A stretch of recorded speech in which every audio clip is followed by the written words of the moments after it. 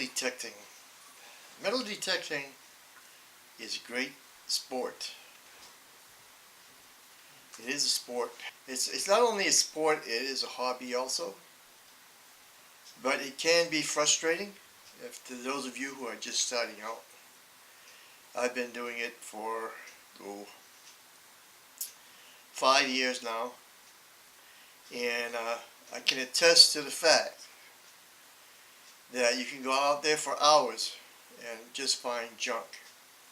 And at the end of the day, you haven't found squat. And to some of you, this would be discouraging.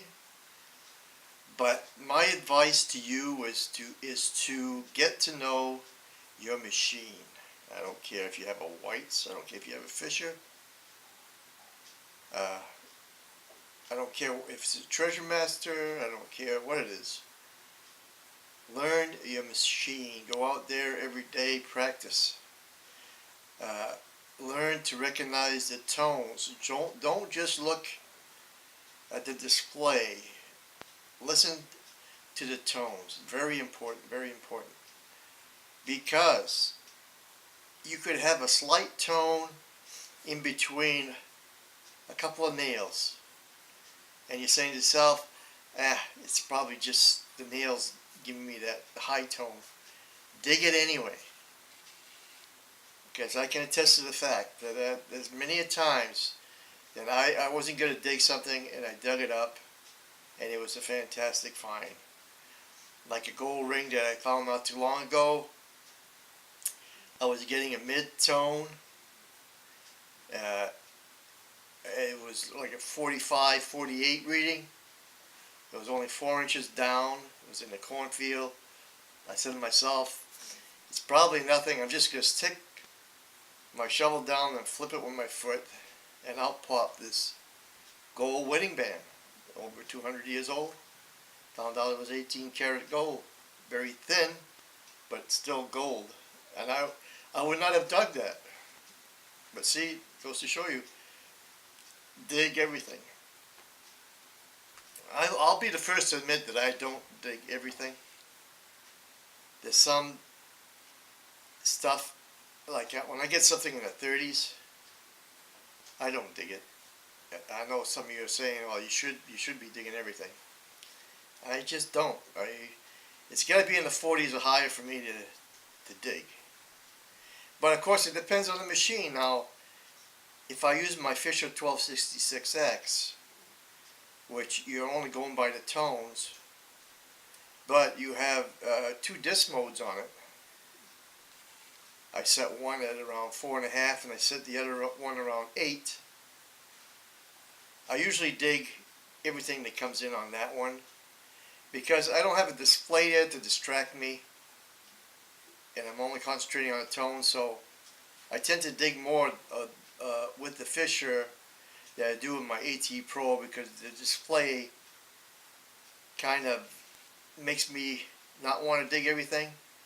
That's where I think just a Tesoro with no display, just the tones, would actually make you dig the stuff that you wouldn't normally dig with a detective that has displays, because there's nothing else distracting you there. All you have is the tones.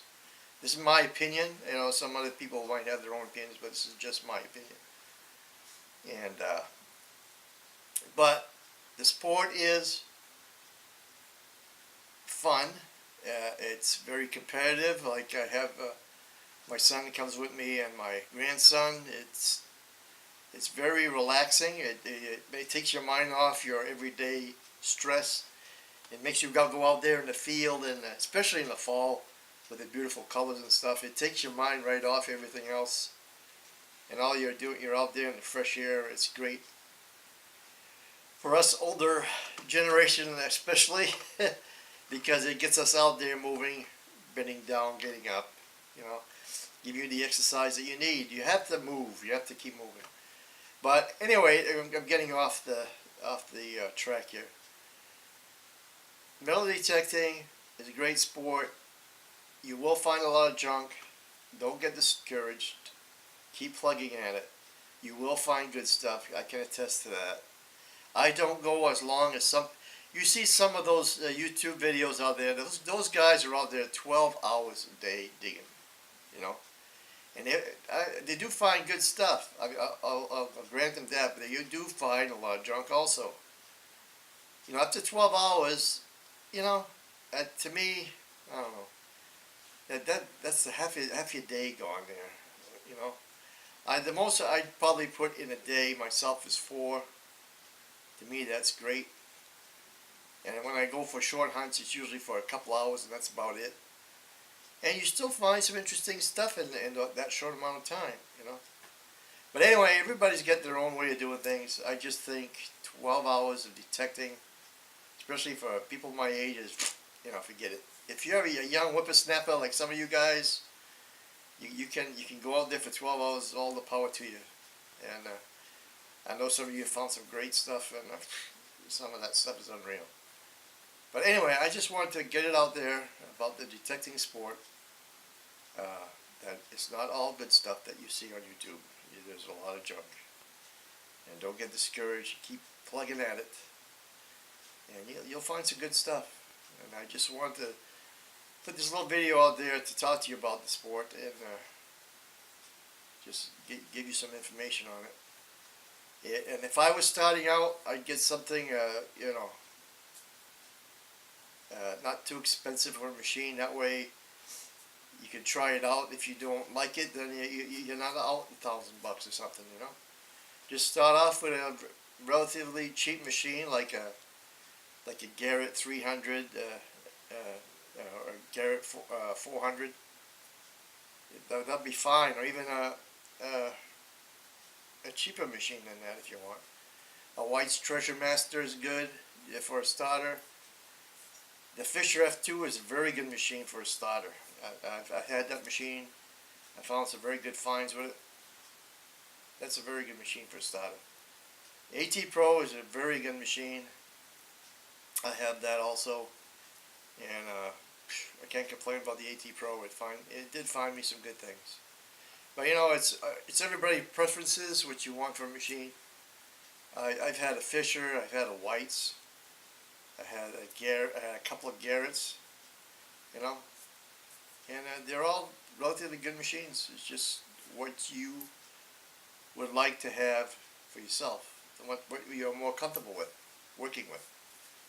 Like me, I don't like a heavy machine. I like a light one, because after a while your arm gets, you know, like the AT Pro with the stock coil. It's pretty heavy in my opinion. That's why I like the little 5x8. It takes a little weight off it. And I like the Tesoro Tahan, the Tesoro Vaquero. They're only 2-point-something pounds. Those things are a lot lighter, and they do the job. And anyway, that's just my 2 cents. I hope you guys have a good week. Happy hunting and finding good stuff. Thanks for listening.